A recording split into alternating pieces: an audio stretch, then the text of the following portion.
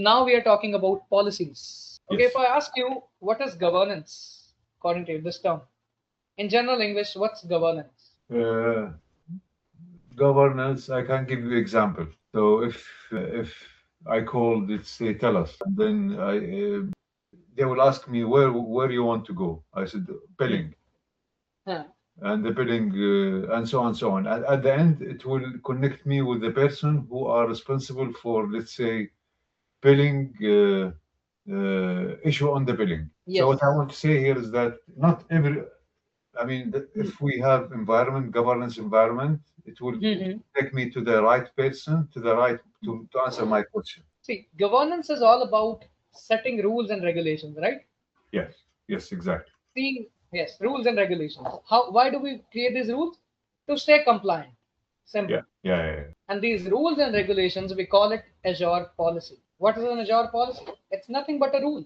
I say, you, in my environment, in my Azure environment, you can only create a VM if you are connected from Canada. yeah, Type of policy. You can only create a VM for a certain series. Now in Azure, we don't have, we cannot choose a certain CPU size or something. We have something called as VM series. So there are D series for general purposes. There is HPC series for high compute. There is other series M series. There is L series. All these. yeah, I say now in my environment you can only create general purpose VMs, which is D series. That's again a policy. I say whenever you are creating a VM, you have to enable backup for that VM. Again, a policy, a rule that I'm creating. yeah, So these are some of the examples of policy. yeah, Let's understand what are policies. yeah, Sure. See, it's a service to create, assign, and manage policies.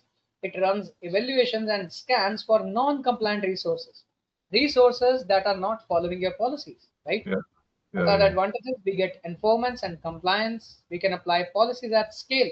We are not limited to host any one policy.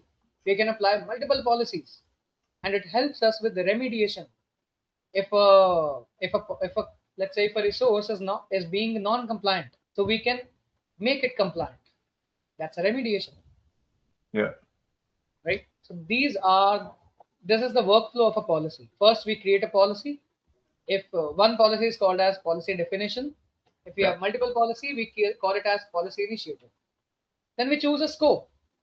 Where do you want to put up this policy, on the management group level, on the subscription level, or on the resource group level? That depends. Oh, okay. Okay. And finally, we can assess compliance if resources are being compliant or not. So I'll show you how to create this policy. Yeah, So here I search for policy, yeah, go to this resource. Here you see this authoring in the navigation pane. You have yeah, definitions.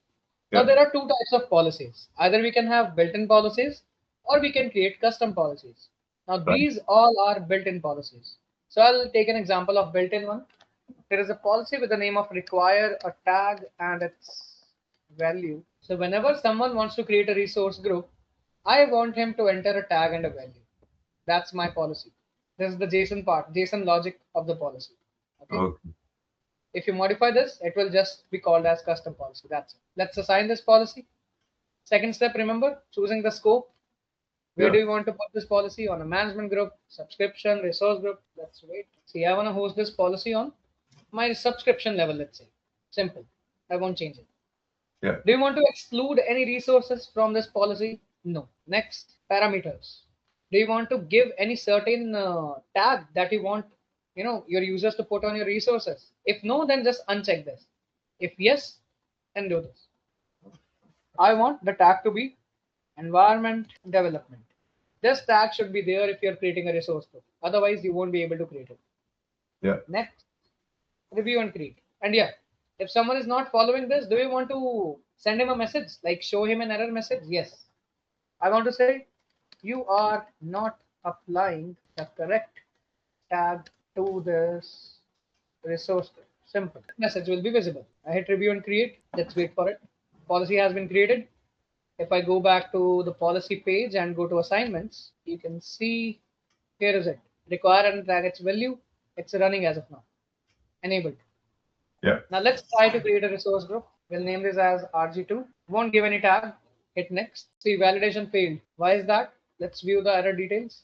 yeah, See, the reason is you are not applying the correct tag to this resource group. Remember? So that's how policies work. Let me delete this policy so that we don't face any errors in the future.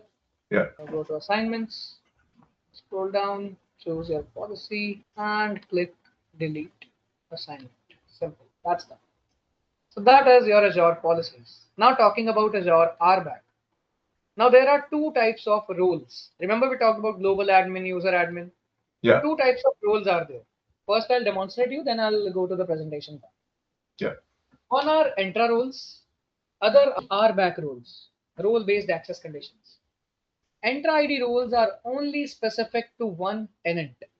So if you want someone to be held responsible for managing one tenant, like resources in one tenant, then create these roles. So if you go to tenant, you will see roles and administrators. Here you see all these roles: agent, ID developer, AI admin. There will be reader, contributor, admin, global admin. All these roles are there. If you want to add some role to any user, just go to that user basically. Let's select a user here. Let's say I want to make Sohaib as the user administrator. I'll go to his assigned roles. Yeah. For it, add assignment, and choose the role that you want to give him. I want to make him a user administrator. Means I want to make him manage my users for me. Hit add, and that's done. Now he is a user administrator. Now this is an intra role. Okay. Do you think, Sohaib, that this Sohaib user will be able to manage my other tenants? User in my other tenants? No. No, exactly. Yeah. Why? Because intra roles are tenant specific. Second type of role we have is RBAC role.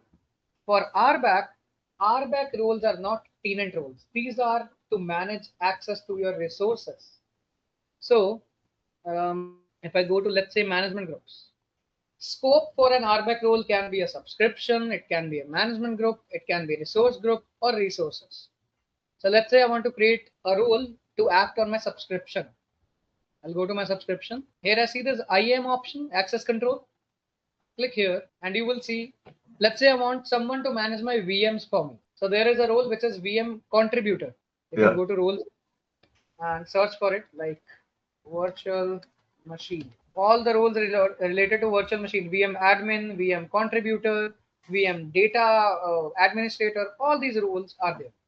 Yeah. Again, I want to add an assignment. Click on add a role assignment. Choose the role from here, which is virtual machine contributor. This is a role that I want to assign to one of my users. The user would be, let's say, Sohaib again. Yeah. It's this user.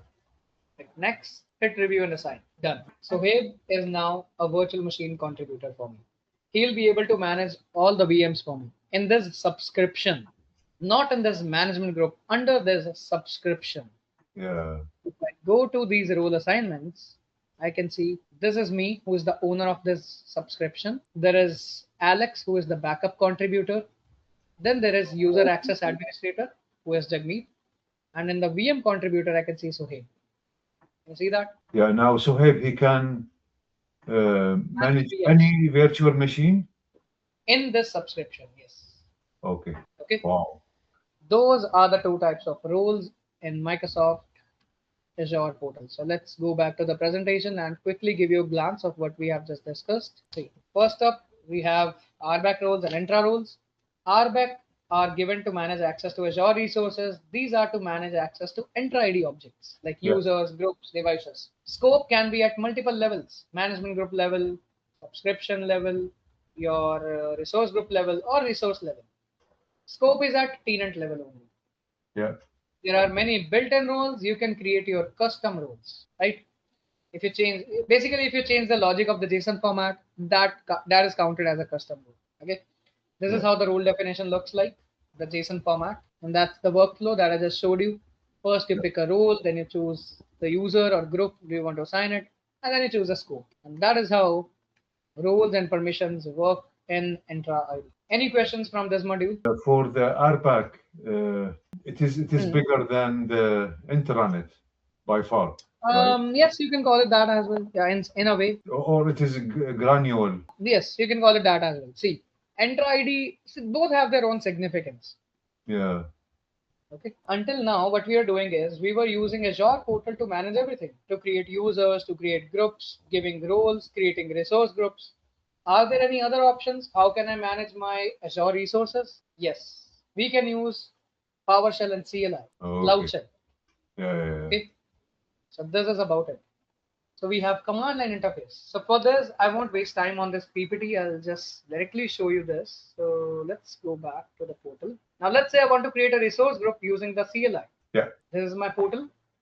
Here you will see these three dots. Yeah. Here you'll find Cloud Shell option. Click on that. So this Cloud Shell is a temporary session of 20 minutes. And after that, it will refresh. It will restart. Okay. Oh, really? Okay. Yes, yes. It's a temporary session. So let me see. Let it load first. And what we do to save it? See, whatever things you do here, that will be saved automatically. So there is an option you can create a storage account. Okay, whatever changes you do, that will be there. But only the commands that you are seeing here, na, those won't be saved. For Yeah, that, yeah. you can create a storage account. Yeah. Okay, so let's see how to work with this. Now we have shell and CLI. I believe the CLI is more on the Linux side. You can work with Bash as well as your PowerShell commands. Both options are available. Yeah. So I am into PowerShell as of now. Okay. Let's see. Now let's say, see, I'm into my library. I want to create a resource group. I don't want to use Azure portal. Simply the command will be new. See, it automatically types it for you. Sorry, Would be I'm sorry. yeah. Okay, now I'm good. Yeah. I zoomed in. I'm good. Okay. So here the name for the resource group will be, let's say, RG4 in double quotes. Enter. Let's wait for it. It succeeded. Now let's cross check it. Go back to your portal. Go to resource groups. Refresh again more times. See, there it is. RG4. Yeah. Okay. So you can work with CLI as well. That option is available. Everything that you can do using the Azure portal is possible with CLI as well. Command line interface. Right? Yeah. I think professional people will work on CLI because Yes. if you have if you have the experience of coding and then absolutely. If you have a development background, then yes, you will be more comfortable with this. Okay. Now that we have configured this, let me tell you the concept of templates. What are templates? Yeah. Now, what is the template according to you? Template is ready-made CLI, I would say, and then I just change a few things and I apply it. Okay. If your manager says, create a VM for me, what you would usually do?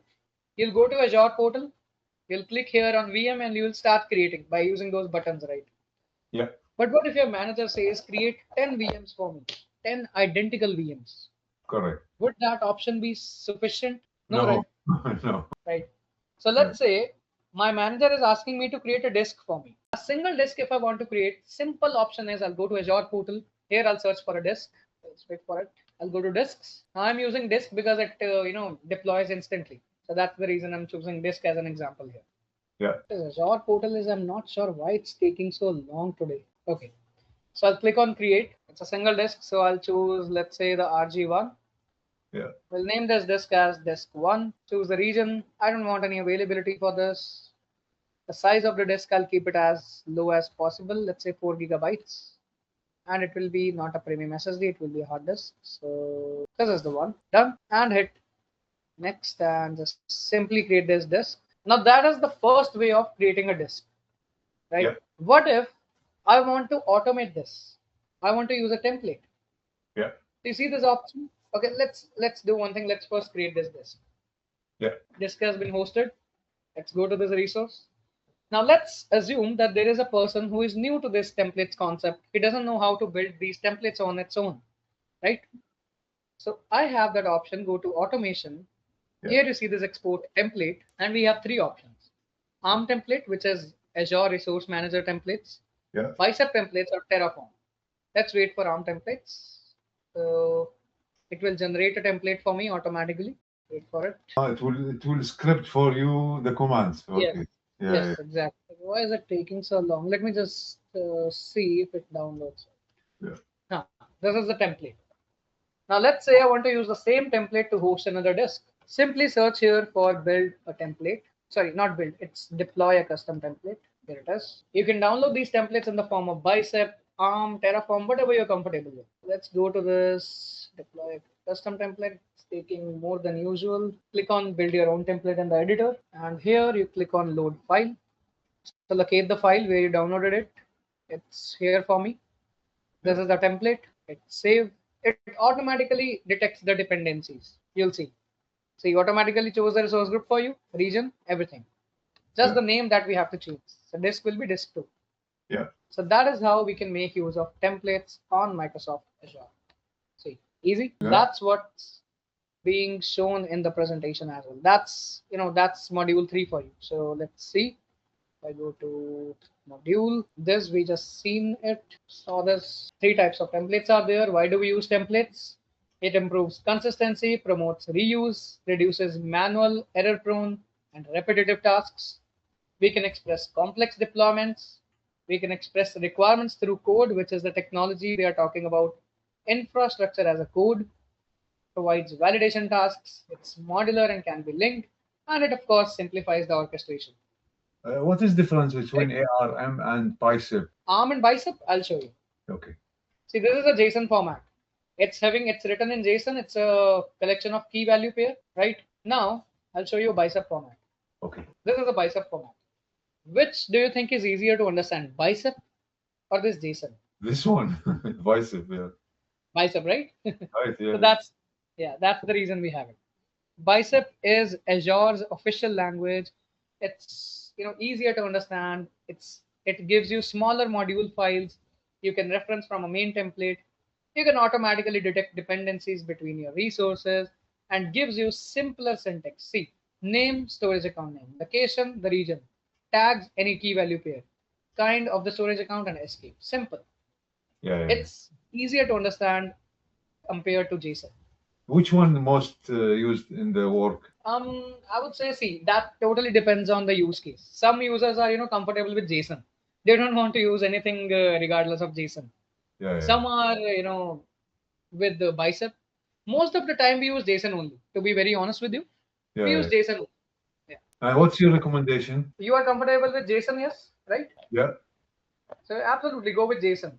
Okay. Because when you are building templates using Azure portal, like that option that I showed you, deploy a custom template, that supports JSON only, JSON format only. Yeah. Okay. Otherwise, you will have to work with CLI. Then you have to upload these files to the command line, and then you can use these. So yeah. Okay. So that's the module 3.